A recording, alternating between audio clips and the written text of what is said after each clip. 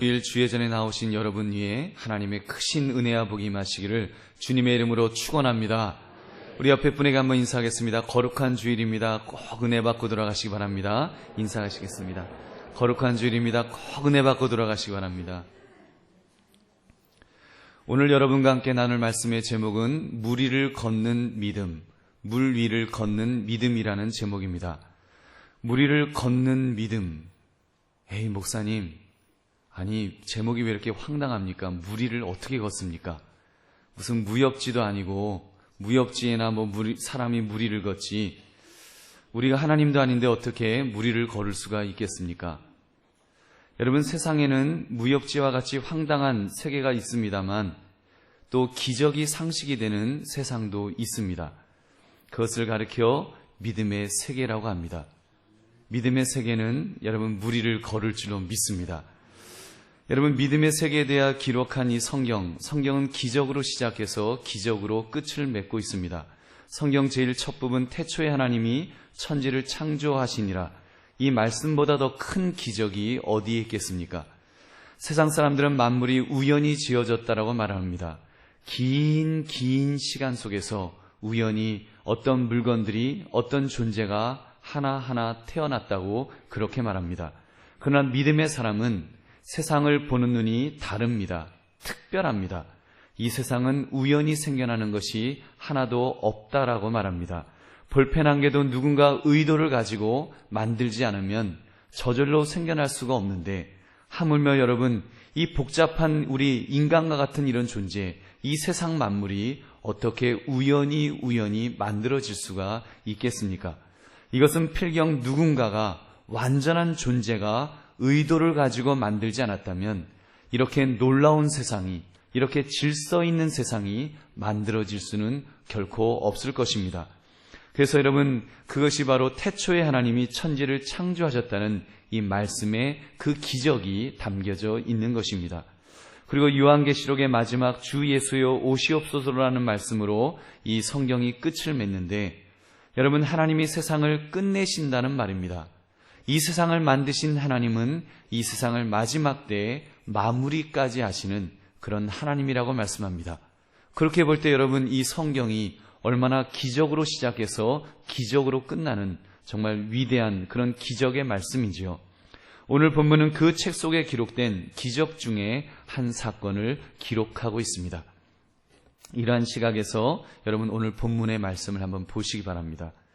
오늘 본문은 예수님께서 오병이어의 사건, 보리떡 5개와 물고기 2마리로 장정만 5,000명을 먹이신 그 사건을 배경으로 이렇게 연결되는 내용입니다. 이 기적 같은 일이 벌어졌을 때 사람들은 흥분했습니다. 아니, 어떻게 예수님께서 이 기적의 떡으로 또 기적의 물고기로 5,000명을 먹이실 수가 있을까? 이거는 이 인류의 그 수건인 식량 문제를 해결하시는 능력이 있으신 분이시다. 막 사람들은 흥분했을 것입니다. 그 중에는 사람들이 입을 모아서 요한복음 6장 15절에 보면 이 예수님을 우리 왕으로 만들자, 왕으로 세우자. 그러면 이제 예수님께서 위대한 일을 하실 것이다. 그들은 기대했습니다. 지금은 로마 제국이 이 이스라엘 나라를 지배하고 온 세계를 지배하고 있지만 이제 우리 예수님이 왕이 되시면 이제는 우리 이스라엘 나라가 온 세상을 지배할 수 있는 그런 나라가 될 것이다. 그러면 예수님의 제자들, 우리 어느 자리 차지할까? 좌의정, 영의정, 우의정, 형님, 베드로 형님이 그러면 영의정 하시던가, 이러면서 서로 막 아주 인간의 욕심, 세상의 욕망, 출세하고 싶은 그런 마음, 이런 것들로 사람들의 마음은 가득 찼던 것입니다. 이때 예수님께서 그 상황 속에서 제자들의 등을 떠미셨습니다. 야, 너희들 가. 빨리 배 타고 건너가. 빨리 배 타고 건너가. 제자들은 막 흥분해서 가기가 싫었습니다. 예수님, 지금 5,000명은 먹이신 이 사건 속에 사람들이 저렇게 흥분해 있는데 우리도 여기서 막 축하하고 싶어요. 예수님이 빨리 가라고 미셨습니다. 그래서 지금 제자들이 배를 타고 떠나갑니다. 그런데 제자들이 배를 타고 떠나는 중에 그들이 만난 것은 폭풍이었습니다.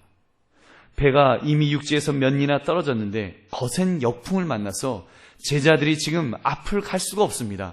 아무리 노를 저어도 앞을 나가지 못하는 곤란한 지경에 있게 되었습니다. 자칫 폭풍에 배가 침몰할지도 모르는, 뒤집힐지도 모르는 이런 위기를 지금 제자들이 만난 것입니다. 여러분, 이 제자의 상황을 보면서 여러분 어떤 마음이 생기시는지요? 참 동정심이 생긴다. 제자들 참 안 됐다. 이런 마음이 생기지 않는가요?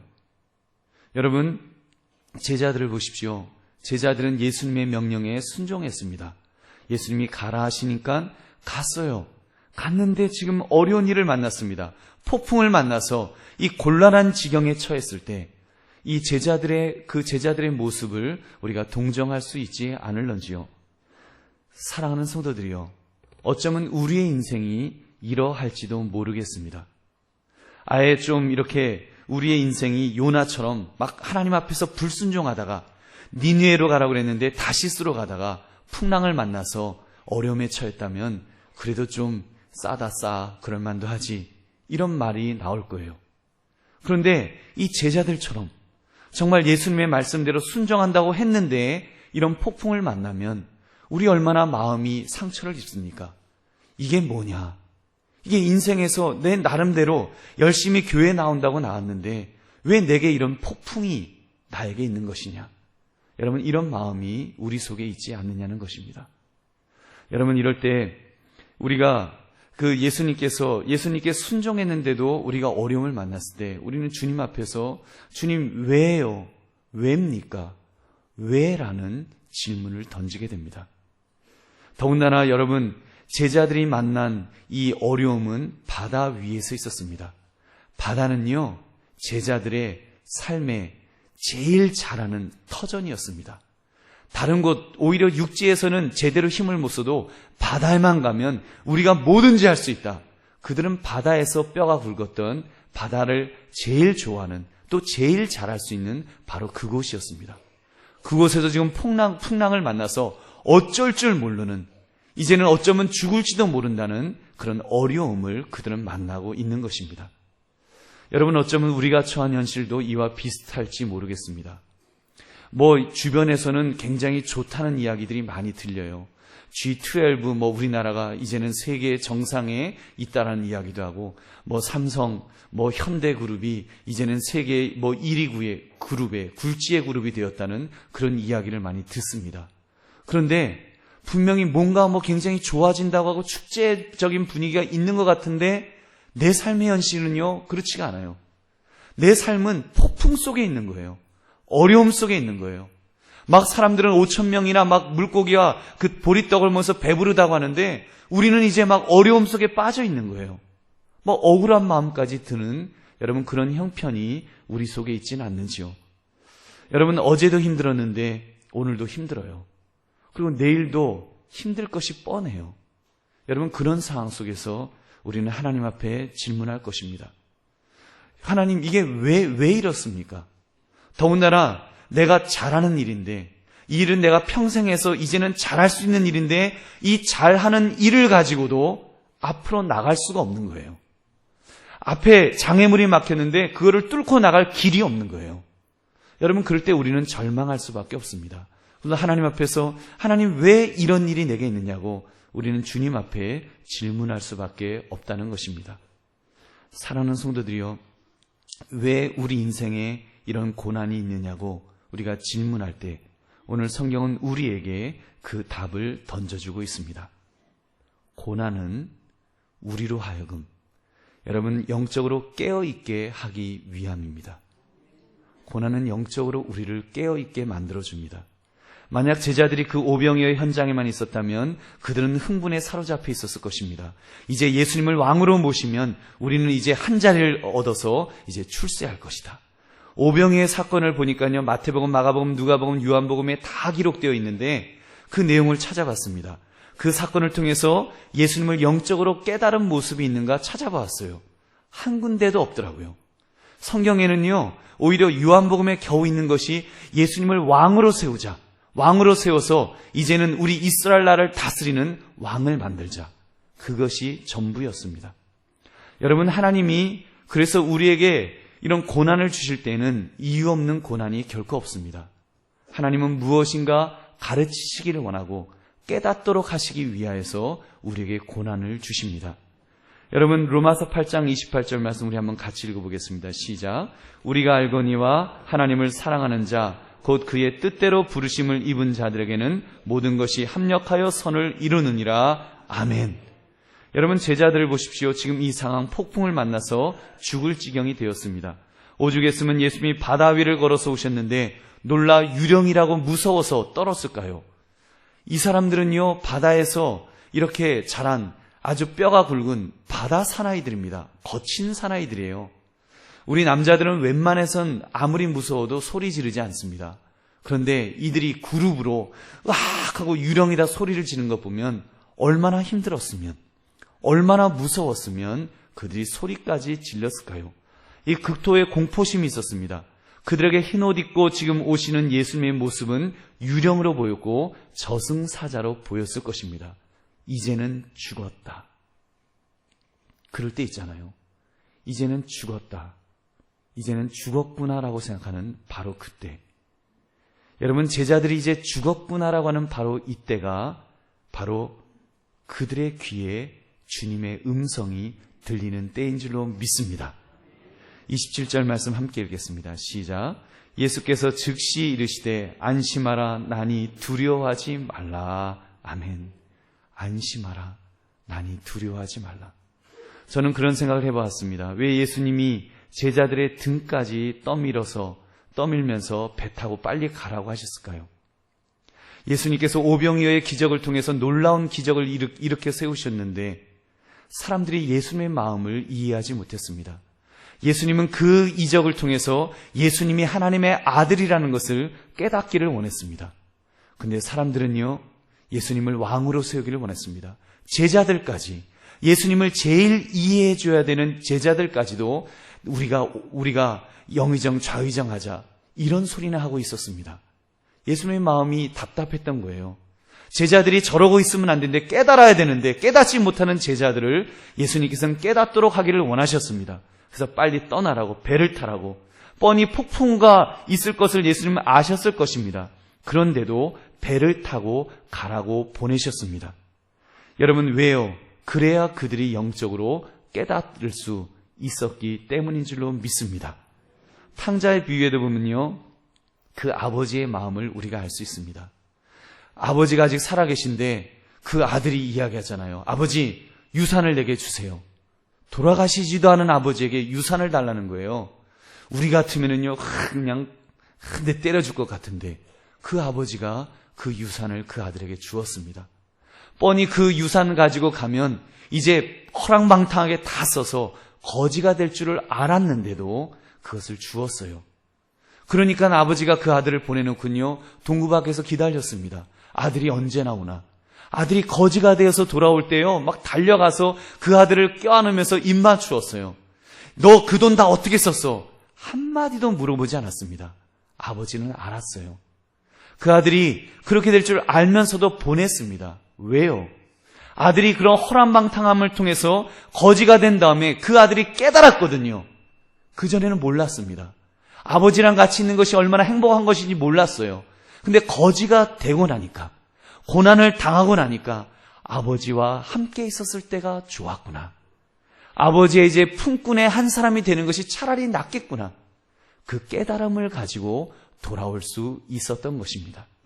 여러분, 그렇습니다. 우리도 어려움을 만나면 너무 힘들지만 그 어려움의 순간이 하나님을 만나게 될 기회인 줄 믿으시기 바랍니다. 여러분, 제자들도요, 그전에는 예수님이 잘 안 보였던 거예요. 예수님이 분명히 예수님이 그들 옆에 계셨음에도 불구하고 그들은 예수님을 제대로 알지 못했습니다. 아무것도 안 보였습니다. 그저 저분을 세워서 왕을 만들고 우리가 출세하면 좋겠다.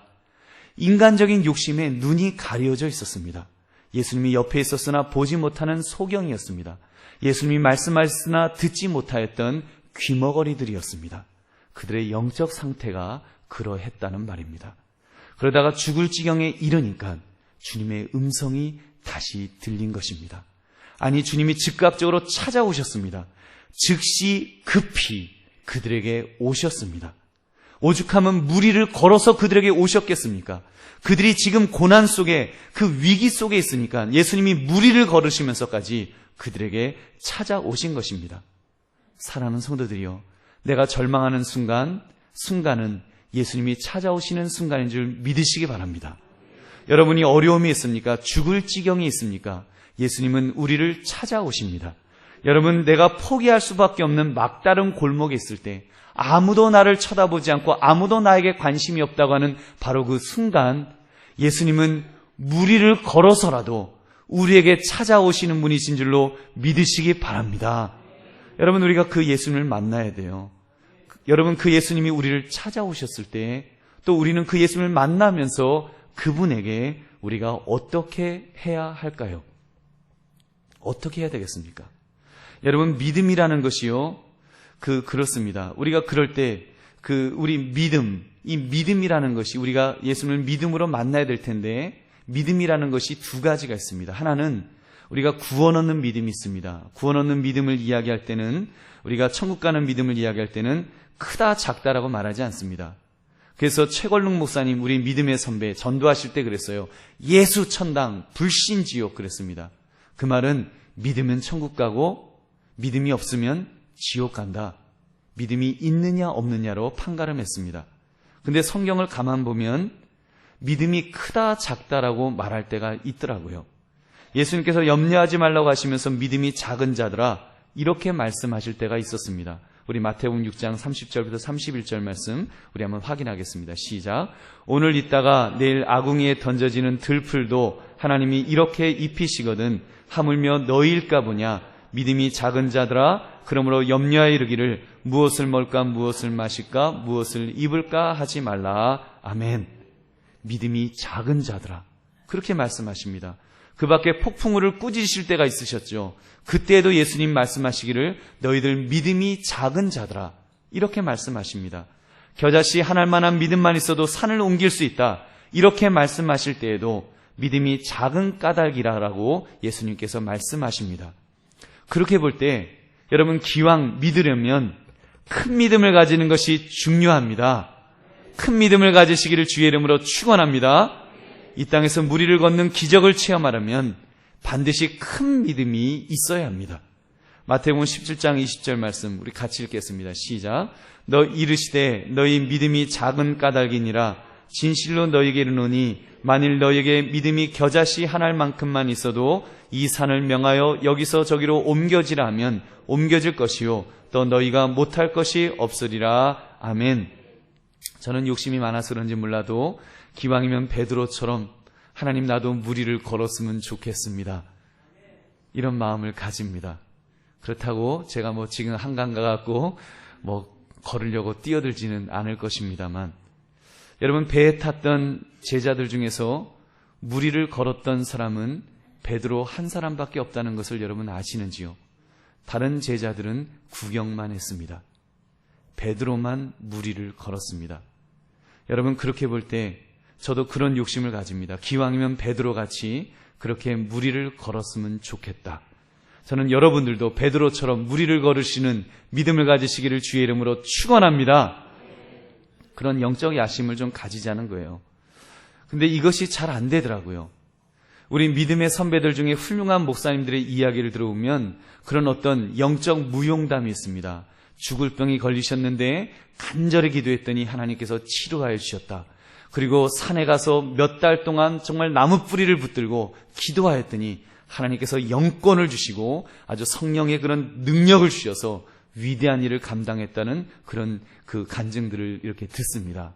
그러면 저도 욕심이 생겨요. 하나님, 나도 그렇게 정말 은혜를 사모해서 그런 사람이 되기를 원하나이다. 이런 마음을 가져요. 그런데 마음은 가지는데 몸으로 행동하는 건 별로 없어요. 마음은 원이로되 육신이 약하도다. 이 정도예요. 그래서 제 나름대로 이런 작정을 할 때가 있습니다. 일단 저는 결심한 것이 몇 가지가 있는데 그 중에 한 가지가 하나님 제가 새벽 제단을 쌓는 것은 제가 하겠습니다. 그럼 목사님이 새벽 제단을 쌓아 지금 목사님이 새벽 제단도 안 쌓냐? 그러실 수 있어요. 근데 여러분 때로는 유혹도 있습니다. 새벽에 매일 일어나는 게 쉽지는 않습니다. 어떤 때는 나눠서 할까 그런 마음도 있어요. 그러나 여러분, 하나님 앞에서 제 열심을 하나님 앞에 보여드리고 싶은 거예요. 그래서 제가 하나님 앞에 그런 기도를 했습니다. 하나님, 제가 정말 매일 아침마다, 매일 새벽마다 우리 성도들에게 영의 양식을, 영의 새벽밥을 이렇게 준비하겠습니다. 하나님께서 저를 참으로 기도의 사람으로 만들어 주실 줄 믿습니다. 여러분도 저를 위해서 기도해 주십시오. 그리고 우리 모두가 정말 이 베드로같이 정말 하나님 앞에 열심을 내어서 무리를 걷는 믿음을 가지시기를 다시 한번 주의 이름으로 축원합니다. 목사님, 근데 베드로니까 뭐 무리를 걷는 믿음이 있었지 우리 같은 사람에게 무슨 무리를 걷는 믿음을 요구하십니까? 너무 무리입니다. 아마 여러분 중에 그렇게 생각하시는 분도 계실 거예요. 베드로는 예수님의 수제자 아닙니까? 그러니까 무리를 걸을 수도 있었겠지요. 그런 베드로를 어디에다 갖다 붙여서 나보고 무리를 걸으라고, 큰일 날라고 하십니까? 라고 생각하시는 분이 혹시 안 계실런지요. 그래서 우리가 이런 마음도 가져요. 베드로는 팔뚝만한 월척이고 나는 요만한 피렘인데 나하고 어떻게 베드로를 갖다 붙입니까? 그렇다면 여러분 28절 29절 말씀을 한번 읽어보시기 바랍니다. 우리 한번 같이 읽겠습니다. 시작. 베드로가 대답하여 이르되 주여 만일 주님이시거든 나를 명하사 무리로 오라 하소서 하니 오라 하시니 베드로가 배에서 내려 무리로 걸어서 예수께로 가되. 아멘. 여러분, 베드로의 믿음이 진짜 큰 믿음이었을까요? 오늘 말씀을 보니까 100점짜리 믿음은 아닌 것 같습니다. 베드로가 그랬어요. 주여 만일 주님이시거든. 여러분 기억하십니까? 그 귀신 들린 아이를 고쳐달라고 했던 아버지가 예수님에게 와서 이렇게 부탁을 합니다. 주여 만일 하실 수 있거든 내 아이를 고쳐주옵소서. 근데 예수님 그러셨습니다. 할 수 있거든이 무슨 말이냐? 믿는 자에게는 능치 못할 것이 없느니라. 그 믿음을 가르쳐 주셨습니다. 그때 그 아버지가 소리쳤습니다. 내가 믿나이다. 나의 믿음 없는 것을 도와주옵소서. 그때 예수님이요 그 아버지의 믿음을 고쳐주시고 큰 믿음으로 만들어주시고 그 다음에 그 아이의 병을 고쳐주신 줄로 믿습니다. 그런데 여러분, 오늘 본문을 보면 베드로에게는 그렇게 하지 않으셨습니다. 베드로는 작은 믿음이었지만 여러분 큰 믿음으로 인정해 주셨다는 거예요.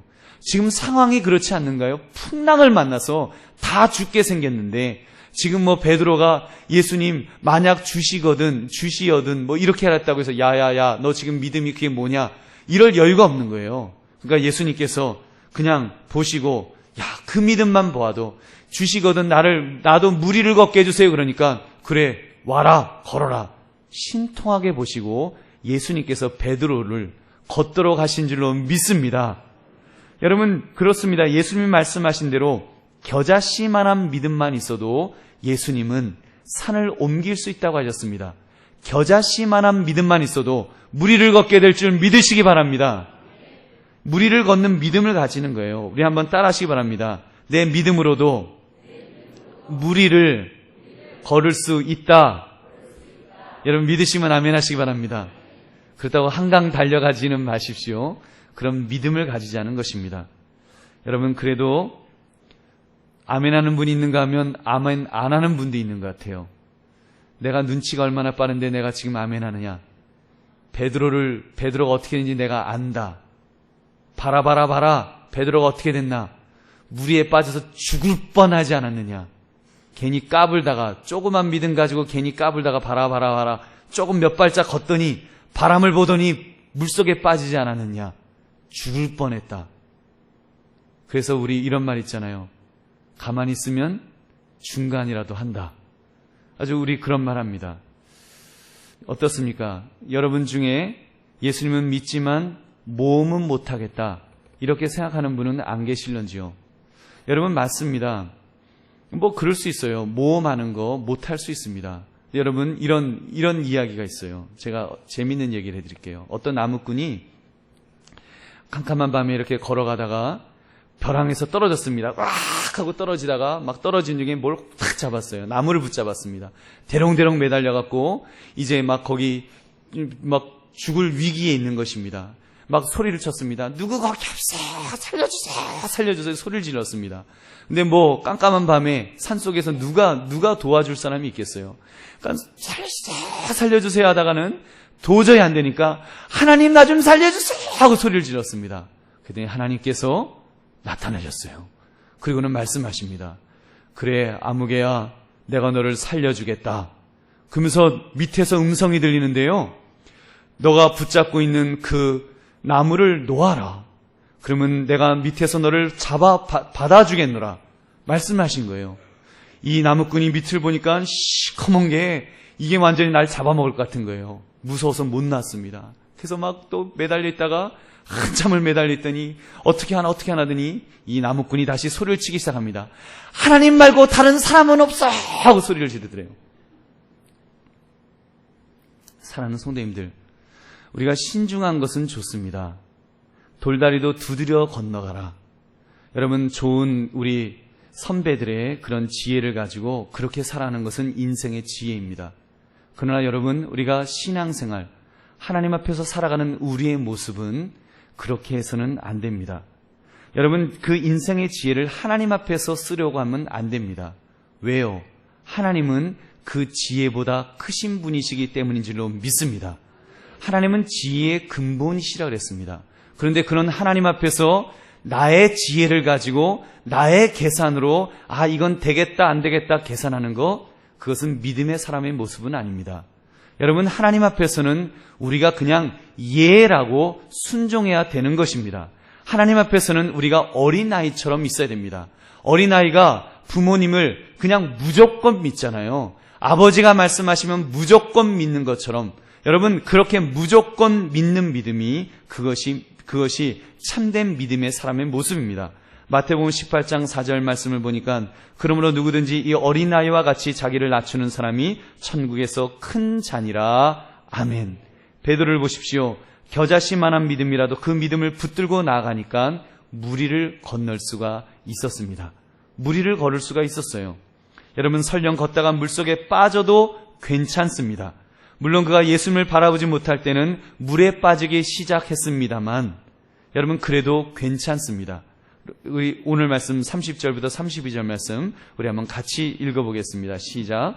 바람을 보고 무서워 빠져가는지라 소리질러 이르되 주여 나를 구원하소서 하니 예수께서 즉시 손을 내밀어 그를 붙잡으시며 이르시되 믿음이 작은 자여 왜 의심하였느냐 하시고 배에 함께 오름에 바람이 그치는지라. 아멘. 사랑하는 성도들이여, 저는 여러분이 베드로가 물에 빠져 죽을 뻔한 것에 눈길을 주지 않았으면 좋겠습니다. 그의 작은 믿음이라도 그가 믿음으로 나갔던 그 모습에 초점을 맞추시기 바랍니다. 한마디로 믿음은 실패해도 일어날 수 있습니다. 여러분, 믿음으로 나아가다가 혹시 실패하는 일을 만난다고 할지라도, 그런 불안감이 있다고 할지라도 두려워하지 마십시오. 실패해도 일어날 수 있습니다. 물에 빠져도 괜찮습니다. 물에 빠져 죽을 뻔했어도 괜찮습니다. 왜냐하면 믿음으로 나간 사람은 죽지 않기 때문입니다. 설령 요나처럼 바닷속에 던져져서 물고기 뱃속에 들어가도 죽지 않습니다. 하나님이 살리기를 원하시면 살리실 줄 믿으시기 바랍니다. 여러분, 불순종했던 요나도 살리셨는데 베드로이겠습니까? 여러분, 그가 아무리 작은 믿음이라도 그가 믿음을 가지고 무리를 걷겠다고 말할 정도의 믿음을 가지고 나갔던 사람인데, 비록 바람을 보고 파도를 보고 그가 쓰러졌더라도, 그가 넘어졌더라도, 실패했더라도 하나님이 그를 죽이시겠냐는 것입니다. 살리실 줄 믿으시기 바랍니다. 믿음으로 나가는 사람은 반드시 하나님이 살리십니다. 여러분, 기억하십시오. 실패해도 괜찮습니다. 심지어 책망을 들어도 괜찮습니다. 믿음이 적은 자라는 소리를 들어도 괜찮습니다. 여러분, 아까 말씀드린 귀신 들린 아이를 두었던 아버지는 그런 소리를 들었다 그랬어요. 하실 수 있거든 도와달라는 말에 예수님께서 할 수 있거든이 무슨 말이냐? 능치 못할 것이 없다라고 말씀하실 때, 여러분, 그의 책망이, 예수님의 책망이 그 아버지를 죽이는 책망이었을까요? 아닙니다. 그 아들을 살리시기 위한 책망인 줄 믿으시기 바랍니다. 예수님은 살리기를 원하시는 것입니다. 베드로도 마찬가지입니다. 베드로의 실패는 그의 믿음을 더 강하게 만드는 그런 실패였습니다. 베드로가 처음 무리를 걸었을 때 얼마나 얼떨떨했을까요? 그가 무리를 걸으면서 이게 꿈이냐 생시냐 그러지 않았을까요? 아니, 내가 어떻게 무리를 걷지? 예수님을 보면서 무리를 걷기 시작했을 때 그는 막 별별 생각이 머릿속에 다 들어왔을 거예요. 내가 어떻게 무리를 걷지? 모르겠어요. 무리를 걷는 거 보면은 아마 몸이 깃털처럼 가벼워지지 않았을까요? 깃털처럼 가벼워질 때 아마 베드로가 그랬을지도 몰라요. 아마 나의 조상은 오리였을지도 모르겠다. 내가 오리처럼 가벼워졌나 보다. 꽥꽥 그랬을지도 몰라요. 그때는 그랬어요. 그런데 바람을 보고 바다를 보면서 그가 물속에 빠졌을 때는 그때는 다릅니다. 빠졌을 때 그가 막 그때 절망하는 거예요. 막 두려움 속에서 예수님 살려주세요. 그가 절박하게 부르짖는 그 부르짖음을 생각해 보십시오. 처음에 예수님을 불렀을 때, 배에서 예수님을 불렀을 때하고 지금 물속에 빠져들어갈 때 예수님을 부른 그 부름이 같았을까요? 저는 분명히 달랐을 거라고 생각합니다. 여러분, 배 위에서 불렀을 때는 그래도 뭐 부를만 했겠지요. 그러나 물속에 빠져들어가면서 그가 예수님을 부를 때는 주여 구원하옵소서, 주여 나를 구원해 주세요. 그 말밖에 그는 할 것이 없었습니다. 정말 절규하며 주님 앞에 살려달라고 외쳤을 때 우리 주님께서 그를 살려주신 줄로 믿습니다. 여러분, 베드로가 실패한 후에 누구와 무리를 걷게 됩니까? 실패하기 전에 걷는 것과 실패한 후에 베드로가 무리를 걷는 모습을 바라보시기 바랍니다. 여러분, 실패한 후에는요, 예수님이 그의 손을 붙잡아 주셨습니다. 그의 팔목을 붙잡아 주셨겠죠. 그리고 그 다음에 걷는데 이제 걸을 때는 예수님이 옆에서 함께 걸어 주셨습니다. 그의 팔을 붙들어 주셨습니다. 그래서 휘청휘청 하더라도 예수님이 잡아 주셨기 때문에 끝까지 배 위까지 올라가게 된 줄로 믿습니다. 여러분, 예수님께서 붙들어 주시는 것이 먼저였습니다. 그 다음에 예수님이 그러세요. 믿음이 작은 자여 왜 의심하느냐? 책망하십니다. 그러나 여러분, 예수님이 책망하시기 전에 먼저 하신 것이 바로 붙들어 주시는 것이었습니다. 예수님은 먼저 붙들어 주십니다. 우리가 아무리 믿음이 작아도, 우리가 의심해서 넘어지고 쓰러지고 실패한다고 할지라도 우리 예수님은 우리를 죽도록 만드시지 않으십니다.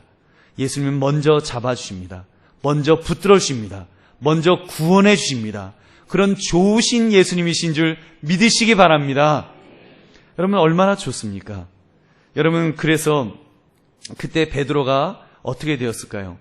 주님의 도우심을 받아 다시 일어섰을 때야 바로 깨달았을 것입니다. 아, 내가 무리를 걸을 수 있었던 것은 나의 능력이 아니구나. 얼떨결에 걷는 것이 아니구나.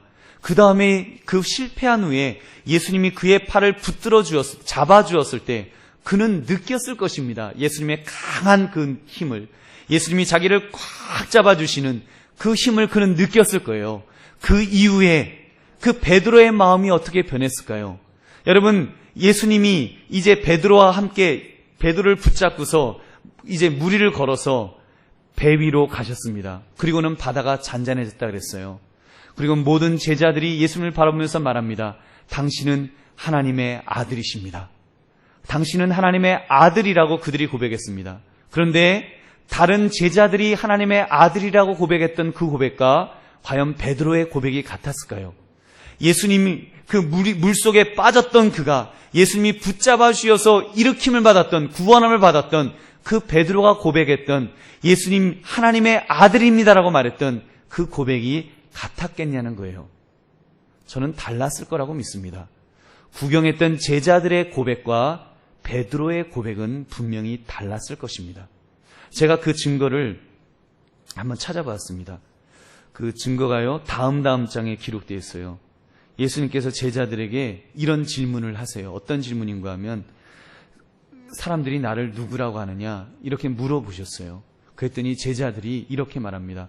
어떤 사람은 세례 요한이라고 합니다. 어떤 사람은 엘리야라고 그랬습니다. 어떤 사람은 예레미야라고 그렇게 하던데요. 어떤 사람은 어떤 선지자 중에 한 분이라고 그렇게 말하던데요. 그게요, 다른 사람들이 말한 게 아니에요. 제자들 마음속에 그 마음이 있었습니다. 그냥 예수님은 그런 선지자 중에 한 분이시겠지. 근데 그때 예수님께서 물으셨어요. 그러면 너희들은 나를 누구라고 하느냐?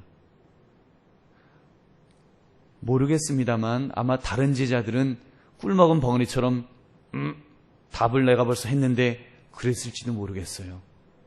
근데 그때 베드로는 뭐라고 대답합니까? 우리 마태복음 16장 16절 말씀 같이 읽겠습니다. 시작. 시몬 베드로가 대답하여 이르되 주는 그리스도시요 살아계신 하나님의 아들이시니이다. 아멘. 여러분, 이 신앙 고백이 그냥 나왔겠습니까? 어떻게 베드로가 이런 놀라운 고백을 할 수 있었을까요? 무리를 걸었던 믿음이 있었기 때문에, 바로 2장 전에 있었던, 여러분 2장 전에 있었던 그 고백이 있었기 때문에, 14장에 있었던 그 고백이 있었기 때문에, 그 체험이 있었기 때문에, 실패를 통해서 예수님이 강한 팔로 그를 붙들어 주셨던 그 체험이 있었기 때문에 그가 이 고백을 하게 된 줄로 믿습니다. 그 대답을 들으신 예수님의 기쁨을 느껴보시기 바랍니다. 이어지는 마태복음 16장 17절 18절 말씀 함께 읽겠습니다. 시작. 예수께서 대답하여 이르시되 바요나 시몬아 내가 복이 있도다. 이를 내게 알게 하니는 혈육이 아니요 하늘에 계신 내 아버지시니라. 또 내가 내게 이르노니 너는 베드로라. 내가 이 반석 위에 내 교회를 세우리니 음부의 권세가 이기지 못하리라. 아멘. 여러분, 예수님은 바로 이 베드로의 신앙 고백 위에 이 교회를 세우신 줄 믿으시기 바랍니다. 말씀을 맺습니다. 여러분, 무리를 걷는 믿음은요, 실패를 두려워하지 않는 믿음에서 시작할 수 있습니다. 우리 예수님은 믿으면 그 믿는 사람, 그 믿음의 사람, 아무리 그 사람이 겨자씨만한 믿음을 가지고 시작한다고 할지라도 믿음으로 시작하면 그 사람을 끝까지 붙들어 주실 줄 믿으시기 바랍니다. 여러분, 실패해도 괜찮습니다. 넘어져도 괜찮습니다. 우리 주님은 끝까지 붙들어 주실 것입니다. 성경에 그런 여러 번 실패를 경험했던 그 속에서 붙들어 주신 하나님의 놀라운 역사들이 얼마나 많이 기록되어 있는지요.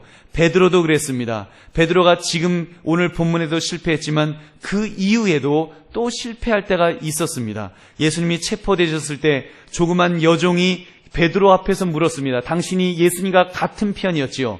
그때 베드로가 말합니다. 나는 저 예수를 알지 못한다고 3번씩이나 부인했습니다. 저주하면서까지 부인했습니다. 그런 실패를 경험했지만 그가 또다시 눈물을 뿌리면서 주님 앞에 달려나와서 회개하였습니다. 그때 예수님은 그를 거두어 주시고 그를 세워 주셔서 그로 하여금 위대한 사도로 만들어 주신 줄로 믿습니다. 여러분, 모세 같은 사람 기억하시지요? 바로의 공주의 아들로서 세상의 능력을 앞세우다가 철저하게 실패한 사람입니다. 40살에 실패했고요. 그리고 또 광야에서 40년 동안 목동으로 살아가면서 실패를 거듭했던 사람입니다. 80세가 될 때까지 만성적인 실패 속에서 그렇게 살아갔던 사람, 그런 모세였지만 하나님께서 그를 만나 주시니까, 그리고 그로 하여금 모세야 너가 일어나서 이제는 이스라엘 백성을 이끄는 지도자가 되라고 명령하실 때, 그 명령에 그가 다시 순종하며 일어났을 때 하나님은 그를 위대한 지도자로 세우신 줄로 믿습니다. 다윗과 같은 사람, 여러분, 잘 나가다가 파렴치범이 되었습니다. 자기의 부하를 배신하고 죽이기까지 하면서 그 아내를 빼앗았던 파렴치범이었습니다. 그래서 더러운 자손을 낳는 죄를 범하였지만 그가 하나님 앞에서 회개할 때, 그가 정말 베개를 적시면서 회개하였을 때 하나님은 그를 용서하시고 그를 위대한 왕으로 세우신 줄로 믿습니다. 그런 인물들은 여러분 성경에 너무나도 많습니다. 하나님의 원리는요, 믿음의 실패자들이 다시 믿음으로 하나님을 붙들 때 회복시켜 주시는 분이신 줄 믿으시기 바랍니다. 사랑하는 성도들이요, 지금 여러분의 삶이 어떠합니까? 내가 믿음이 적다라고 생각하십니까? 믿음이 겨자씨만큼 밖에 믿음이 없다라고, 그래서 의기소침해 계신 분이 계실런지요? 아니면 지금은 실패 속에서, 괴로움 속에서 계신 분이 계실런지요? 믿음으로 살다가 실패하신 분도 계실 것이고, 아니면 내가 어떤 때는 범죄함을 통해서 하나님의 징계를 받는 실패 속에 계신 분도 계실 것입니다. 어떤 실패라도 괜찮습니다. 베드로와 같은 실패라도 괜찮습니다. 아니 요나와 같은 실패, 불순종을 통해서 하나님의 매를 맞는 실패라고 할지라도 여러분 괜찮습니다.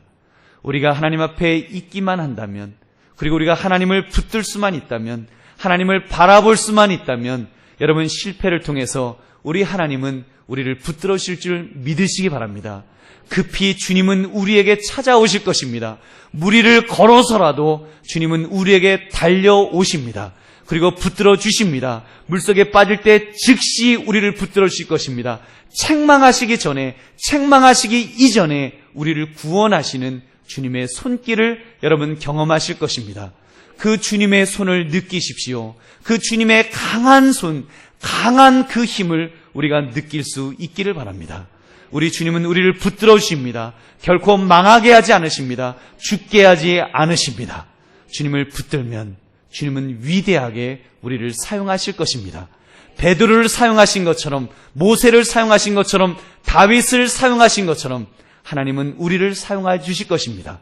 그러므로 여러분, 우리가 그 무리를 걷는 믿음을 가지고 우리 담대하게 다시 시작하고 다시 일어서셔서 하나님 앞에 귀하게 쓰임 받으시는 저와 여러분 되시기를 주의 이름으로 축원합니다. 우리 함께 기도하겠습니다. 오늘 말씀 생각하시면서 주여, 이 말씀처럼 무리를 걷는 믿음을 가지고 주여 살 수 있도록 붙들어 주옵소서. 우리 주여 두 번 외치고 기도하겠습니다. 주여!